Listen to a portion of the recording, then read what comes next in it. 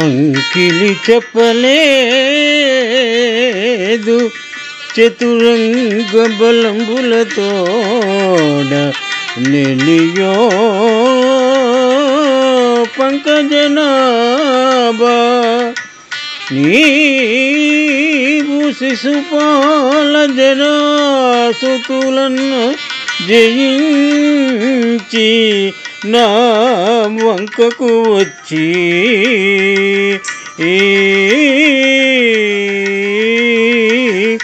రాక్షస వివాహమునన్ మమదీయ శౌర్యమే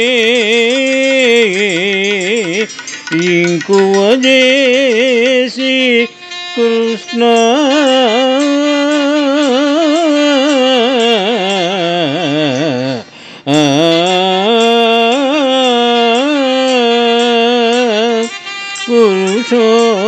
పురుషోత్తమా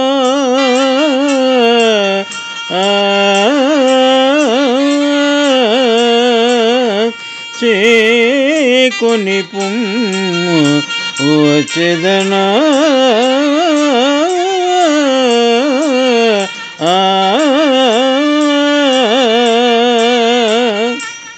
పోతన మహాభాగవతము దశమస్కంధము నుండి ఈ పద్యము గ్రహింపబడినది.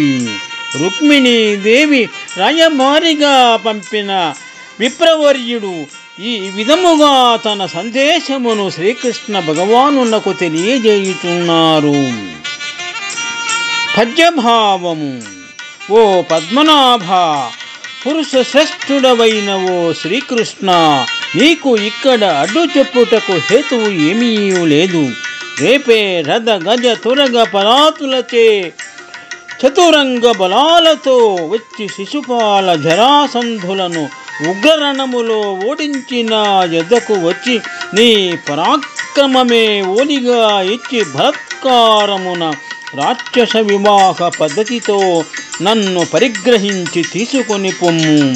నేను నీ వెంట వచ్చుటకు సిద్ధముగా ఉన్నాను అని తన పంపినటువంటి శుభలేఖలో శుభ సందేశములో ఈ విధముగా వివరించి రాయభారి అయిన అగ్ని దూతనుని ద్వారా శ్రీకృష్ణునకు వినిపింపచేసినది శుభం.